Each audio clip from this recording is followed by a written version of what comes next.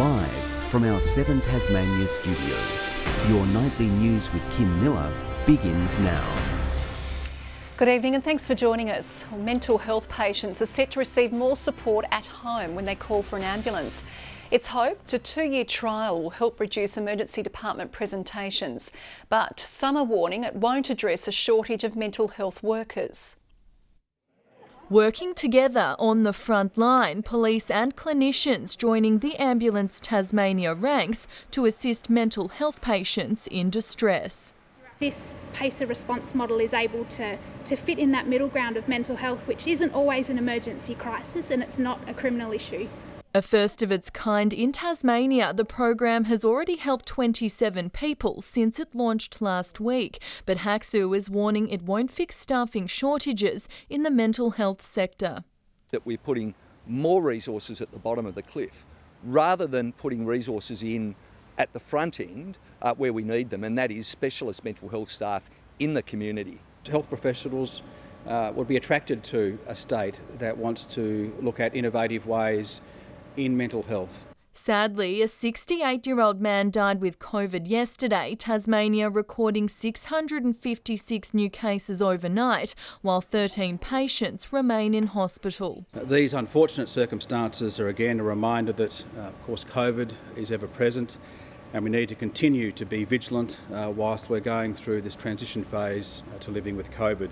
Pharmacies are still struggling to access rapid antigen tests through the Commonwealth's concessional program. We've had orders cancelled, not 100% why that's happening. So as much as the program is fantastic, if we don't have the supply to fill those needs, we can't follow through. Pharmacists urging 16 and 17-year-olds to book in for their boosters following ATAGI approval.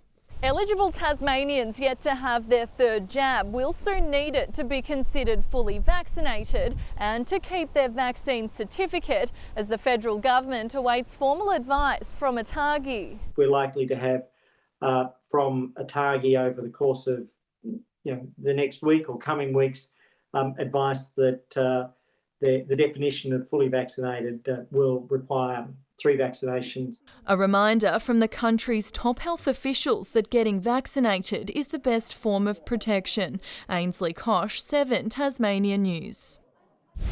Labor has again slammed the government for not supplying Tasmanian schools with rapid antigen tests on time, warning it could put students and staff at risk in the event of an outbreak. It's vitally important that Tasmanian families have access to RATs before school starts to try and prevent community transmission. Premier Peter Gutwein says all schools will have access to rapid tests by tomorrow afternoon. While state borders reopening have been a boost for the tourism sector, others are still struggling due to a lack of international visitors. With many operators having built their offerings around them, there are increasing calls to welcome back customers from overseas. It's been 2 years since the pandemic begun and many borders swung shut. At MELSHELL Oyster Shack, it came at the worst possible time. They just shifted their business to focus more on hospitality. I remember remaining open and just waiting for a car to come in and nobody turned up and just panic started to strike. The 2 years since have taken a lot of adapting to the new normal. 60% of their pre-pandemic takings were from international travellers, mostly tourists from Asia. Their return would be an enormous boost. Our staff at the moment could be twice as busy, so that would be really lovely to have these just people that are craving your product. In 2019, more than 280,000 international tourists visited Tasmania, spending over $550 million. The Australian Tourism Export Council says there's no reason they should be kept out, with infection rates higher here than many other countries. We think now is the time for the government to be moving onto the front foot to at least announce when the major international markets might be able to restart, so that our industry can start planning. They say it's having a crushing impact on some businesses. For James Yu, the difference between open and closed borders is stark. You can see the other yard, we have 30 buses parking there. If the border open, 30 of them would go on the road. That's the difference. In 2019, his company AUSASIA Travel guided 10,000 tourists. Last year, it dropped to 300. To stay afloat, they've taken on any local bus driving contracts they can find, while staying in touch with agents back in China and Hong Kong. The most important is maintaining the relationship, and second is try to build a new relationship, because, well, you know, some travel agent already, you know, disappear. There's no timeline for the return of international tourists, with the Prime Minister saying the potential impact on hospitals of opening up needs to be examined first. Josh Duggan, 7 Tasmania News. The University of Tasmania has apologised to staff after it was revealed the institution has been historically underpaying employees. In a letter to staff today, UTAS said it has hired external firms to conduct a review which will examine underpayment of minimum engagement periods and penalty rates, and will ensure outstanding payments are repaid. There are new developments in the Tim Payne sexting scandal. Estelle Greeping has the details. Estelle, 4 people are now listed under the sexual harassment claim. That's 2 more people named in this scandal, Kim, and all 4 of them are former employees of Cricket Tasmania. The case was brought to the federal court earlier today. All 4 people were named, but not in open court. This legal battle was launched by the woman at the centre of this sexting scandal that cost Tim Payne his role as Australian cricket captain. The woman indicated today in court that she would be happy to settle this privately in mediation, but Cricket Tasmania's lawyers initially weren't happy with that. After a short break, they agreed to go to mediation, potentially avoiding a costly legal battle in court. And Cricket Tasmania's lawyers also said today that all 4 of these people no longer are with the company. Now, we also know this mediation might not take place for some time. The earliest it could occur is in March. Kim? Okay, thanks, Estelle.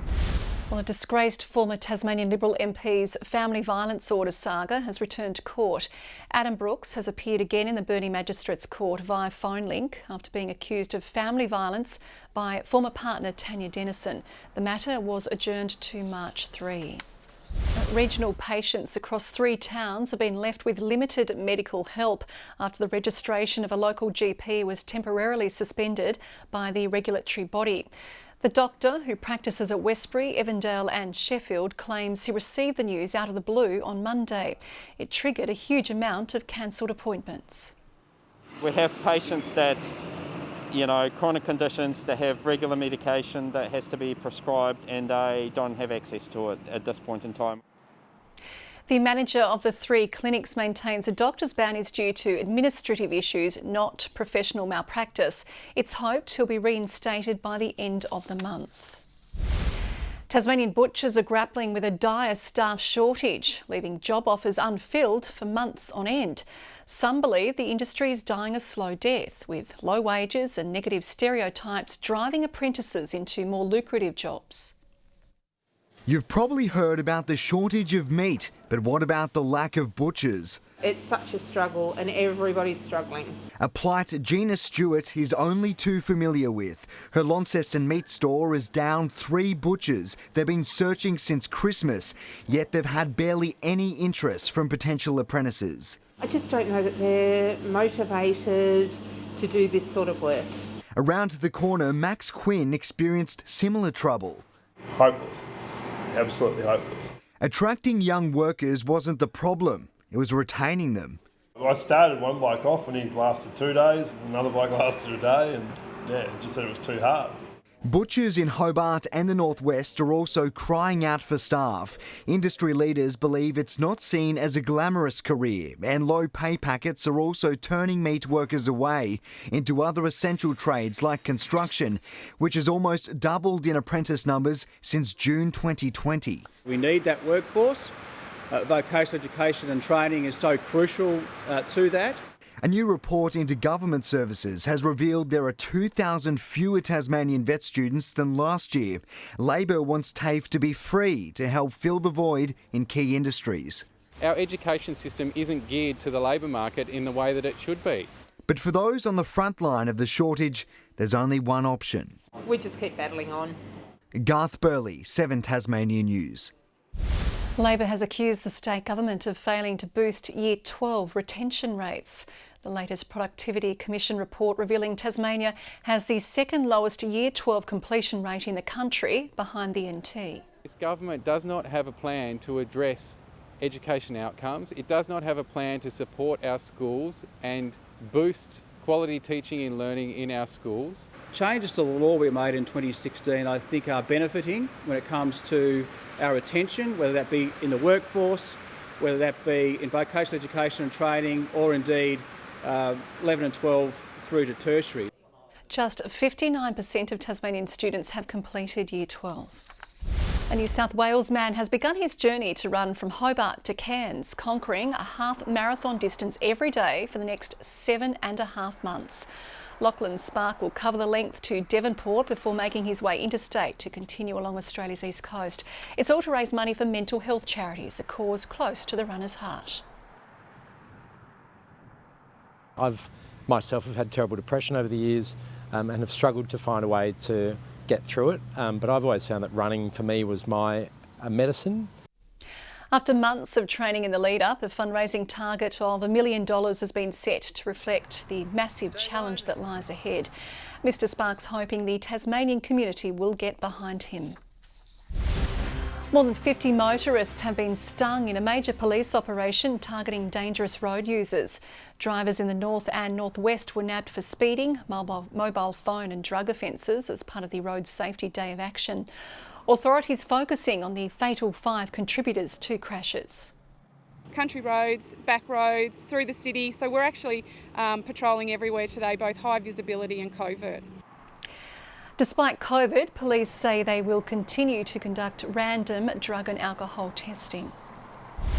Grace Tame is feeling a little worse for wear after crashing while out cycling. The former Australian of the Year posted to Instagram to show off her new scars and revealed she has a broken collarbone. Tame thanked followers for understanding that she may take a little while to respond. The 27-year-old recently took up cycling after fracturing a bone in her foot. The Tasmania Devils girls will be hunting back-to-back wins this weekend as they face off against the Oakley Chargers on their home turf. They'll be looking to continue the momentum at North Hobart Oval for round 3, but it won't be without a fight, with the reigning premiers boasting a strong lineup. It's going to be a really good challenge. We've got a couple more debutants this week that we're excited about, and yeah, it's going to be a good opportunity for those girls to come in and represent the jumper. This is Jeremy Webberley's first year at the helm of the girls program. All the action kicks off at midday on Sunday. Tasmanian superfish Ariane Titmus has been nominated in the World Sports Awards. The 21-year-old is one of 6 athletes vying for the World Breakthrough of the Year category, alongside Men's Australian Open runner-up Daniil Medvedev. Grand Slam winner Ash Barty is also in the running for Sportswoman of the Year. The Jack Jumpers are gearing up for a strong NBL contest against the Sydney Kings tomorrow night. It'll be a particularly special occasion for Jared Weeks, who will officially celebrate his 200th game in front of a home crowd. He's had some impressive moments across a decorated career in the top league. After 10 seasons in the NBL, Jack Jumpers vice-captain Jared Weeks now adds 200 games to his basketball legacy. A lot of guys will play a lot more than me, and guys coming up will play a lot more than me, but 200 is a massive milestone for me, and I hold that very dearly and something I'm pretty proud of. The inaugural Tasmanian squad were lucky enough to secure the veteran on their roster, something Scott Roth doesn't take for granted. He's all in on all the other things that we need to get done daily, and it's a great credit to him to play 200 games, obviously. Weeks will suit up against his former club Sydney Kings at MyState Bank Arena tomorrow night, with back-to-back wins under their belt. We want to go another 2 in a row and 2 in a row again after that, so a lot of focus this week, trying to not get too ahead of ourselves. Last time the two sides met, it was a fight to the finish, the Jack Jumpers coming off second best. Things are completely different. We just take our confidence from the work we do every week in practice and get ourselves prepared, and then we just worry about ourselves. And a top 4 spot is now in reach, but it's not the focus when stepping out on court. We're zero focused on the ladder, and I've never been focused on that since I got here. To me, it's been about the process. It's about building, like I've said many times, the foundation of this franchise. Tip-off is at 7:30, where the home team will be hunting for redemption. Grace Evans, 7 Tasmania News. A 203-centimetre forward all the way from the US is set to bolster the Northwest Thunder's roster this season. KAVAUGHN Scott is the first international player to sign on with the local outfit in more than 2 years. This is the import's first time to Tasmania, but he's already heard good things. I've heard the basketball fans in Tasmania are, really strong, so I'm looking forward to getting out in front of the community and trying to win games. Scott now turns his focus to settling in with the squad, hoping the team can pick up where they left off, finishing the season on top of the NBL 1 South Conference last season. Good evening. 23 was the state's top in Launceston today. Burnie and Devonport 22, Hobart 17. 22 about Wynyard and Low Head, Strawn 17 and 20 in Flinders Island. On the close-up shows clouds streaming over Tasmania in a southwest to southeasterly flow. Further out, a large area of cloud covers most of the northern half of Australia. Tomorrow shows a slow-moving high to the west of Tasmania, extending a ridge over the state. Southwest to southeasterly winds tomorrow, 10 to 20 knots, swells up to 3 metres in the west and south and below 1 metre in the north. Tomorrow's forecast now, partly cloudy across Hobart and Huonville, 21 in Campania. In the north, Launceston sunny, 21 about Devonport and Georgetown. Burnie and Wynyard tomorrow, 21, sunny in Strawn. St Helens mostly sunny and partly cloudy and 20 across Swansea and Port Arthur. The UV forecast is very high 10s across the state. Looking ahead to the 3-day forecast now, Saturday fine apart from the chance of showers about the south and east. Sunday fine with easterly winds, and Monday fine with east to north easterly winds. Capital cities 39 and very hot in Perth tomorrow, Adelaide mostly sunny and Sydney 25. And currently Hobart mostly cloudy and 16, Launceston 18 and Devonport partly cloudy and 21. That's all in weather, Kim.